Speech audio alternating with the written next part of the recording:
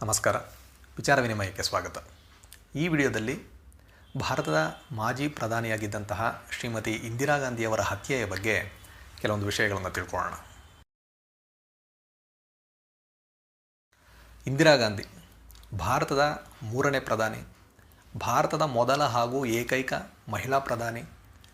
1966ರಿಂದ 1977, ನಂತರ 1980ರಿಂದ 84, 15 ವರ್ಷ 350 ದಿನಗಳ ಕಾಲ ಅವರು ಭಾರತದ ಪ್ರಧಾನಿಯಾಗಿ ಸೇವೆ ಸಲ್ಲಿಸಿದರು. ಇಂದಿರಾ ಗಾಂಧಿಯವರ ತಂದೆಯಾದಂತಹ ಜವಾಹರ್ಲಾಲ್ ನೆಹರು ಅವರ ನಂತರ ಭಾರತದಲ್ಲಿ ದೀರ್ಘ ಅವಧಿಯಲ್ಲಿ ಪ್ರಧಾನಿಯಾಗಿ ಇದ್ದವರು ಇಂದಿರಾ ಗಾಂಧಿಯವರು. ಇಂದಿರಾ ಗಾಂಧಿಯವರು 1917ರಲ್ಲಿ ಉತ್ತರ ಪ್ರದೇಶದಲ್ಲಿ ಜವಾಹರ್ಲಾಲ್ ನೆಹರು ಹಾಗೂ ಕಮಲಾ ನೆಹರು ಅವರ ಮಗಳಾಗಿ ಜನಿಸಿದರು. ನಂತರ ಅವರು ಫಿರೋಜ್ ಗಾಂಧಿಯನ್ನು ವಿವಾಹವಾದರು. ರಾಜೀವ್ ಗಾಂಧಿ ಹಾಗೂ ಸಂಜಯ್ ಗಾಂಧಿ ಇಂದಿರಾ ಗಾಂಧಿಯವರ ಮಕ್ಕಳು. ಇಂದಿರಾ ಗಾಂಧಿಯವರು ಪ್ರಧಾನಿಯಾಗಿದ್ದಾಗ ಭಾರತದಲ್ಲಿ ಎಷ್ಟು ಅಭಿವೃದ್ಧಿ ಕೆಲಸಗಳನ್ನು ಮಾಡಿದ್ರೋ ಅಷ್ಟೇ ಕಾಂಟ್ರವರ್ಸಿಗಳನ್ನು ಸಹ ಸೃಷ್ಟಿ ಮಾಡಿದರು. ಹೆನ್ರಿ ಕಿಸ್ಸಿಂಜರ್ ಅವರು ಇವರನ್ನು ಐರನ್ ಲೇಡಿ ಆಫ್ ಇಂಡಿಯಾ ಅಂತ ಕರೆದರು.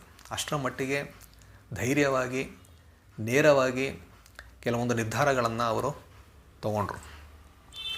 ಆ ಕೆಲವು ನಿರ್ಧಾರಗಳಿಂದ ಎಷ್ಟೊಂದು ಅಭಿವೃದ್ಧಿಗಳು ಆಯಿತೋ ಅದೇ ರೀತಿ ಅದರಿಂದ ಕೆಲವೊಂದು ಕೆಟ್ಟ ಪರಿಣಾಮಗಳು ಕೂಡ ಆಯಿತು. ಆ ರೀತಿಯ ಒಂದು ಪರಿಣಾಮವೇ 1984 ಅಕ್ಟೋಬರ್ 31ರಂದು ನಡೆದಂತಹ ಇಂದಿರಾ ಗಾಂಧಿಯವರ ಹತ್ಯೆ.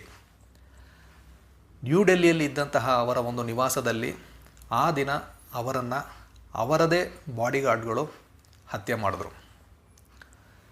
ಈ ಒಂದು ದುರಂತ ಏನಿದೆ ಅದು ನಡೆದಂತಹ ಆ ಅಕ್ಟೋಬರ್ 31, 1984ರ ಒಂದು ಕರಾಳವಾದ ದಿನದಲ್ಲಿ ಏನಾಯಿತು ಅನ್ನೋದನ್ನು ನಾವು ಈ ವಿಡಿಯೋದಲ್ಲಿ ಸ್ವಲ್ಪ ವಿವರವಾಗಿ ನೋಡೋಣ. ಇಂದಿರಾ ಗಾಂಧಿಯವರ ಬಗ್ಗೆ ನಾವು ಮಾತಾಡಬೇಕಾದ್ರೆ ಒಡಿಶಾದ ಭುವನೇಶ್ವರ ನಗರದ ಬಗ್ಗೆ ನಾವು ಮಾತಾಡಬೇಕಾಗುತ್ತೆ. ಕೆಲವೊಂದು ಅಹಿತಕರ ಘಟನೆಗಳು ಕೂಡ ಇಲ್ಲಿ ಇಂದಿರಾ ಗಾಂಧಿಯವರಿಗೆ ನಡೆದಿದೆ. ಕೆಲವೊಂದು ಉದಾಹರಣೆಗಳನ್ನು ನಾವು ನೋಡೋದಾದರೆ, ಇಂದಿರಾ ಗಾಂಧಿಯವರ ತಂದೆಯಾಗಿದ್ದಂತಹ ಜವಾಹರ್ಲಾಲ್ ನೆಹರು ಅವರು 1964ರಲ್ಲಿ ಅನಾರೋಗ್ಯದಿಂದ ಅವರು ಮರಣ ಹೊಂದ್ತಾರೆ. ಅವರಿಗೆ ಒಂದು ವೈರಲ್ ಇನ್ಫೆಕ್ಷನ್ ಆಗುತ್ತೆ. ಆದ್ದರಿಂದ ಅವರ ಆರೋಗ್ಯ ಕೆಡುತ್ತಾ ಹೋಗುತ್ತೆ. ಆ ಒಂದು ಅನಾರೋಗ್ಯ ಶುರುವಾಗಿದ್ದೇ ಈ ನಗರದಿಂದ ಅಂತ ಹೇಳಲಾಗ್ತಾ ಇದೆ. ಅದೇ ರೀತಿ 1967ರಲ್ಲಿ ಇಂದಿರಾ ಗಾಂಧಿಯವರು ಒಂದು ಎಲೆಕ್ಷನ್ ಕ್ಯಾಂಪೇನ್ಗೆ ಇಲ್ಲಿಗೆ ಬಂದಿದ್ದಾಗ ಜನರಲ್ಲಿ ಇದ್ದಂತಹ ಯಾರೋ ಒಬ್ಬರು ಒಂದು ಕಲ್ಲನ್ನು ತಗೊಂಡು ಅವರಿಗೆ ಹೊಡಿತಾರೆ. ಅದು ಅವರ ಮೂಗಿಗೆ ಹೊಡೆದು ಒಂದು ಇಂಜುರಿ ಆಗುತ್ತೆ. ಈ ರೀತಿ ಕೆಲವು ಅಹಿತಕರ ಘಟನೆಗಳು ಅಲ್ಲಿ ನಡೆದಿದೆ. 1984 ಅಕ್ಟೋಬರ್ 30 ಒಂದು ಎಲೆಕ್ಷನ್ ಕ್ಯಾಂಪೇನ್ಗೋಸ್ಕರ ಇಂದಿರಾ ಗಾಂಧಿ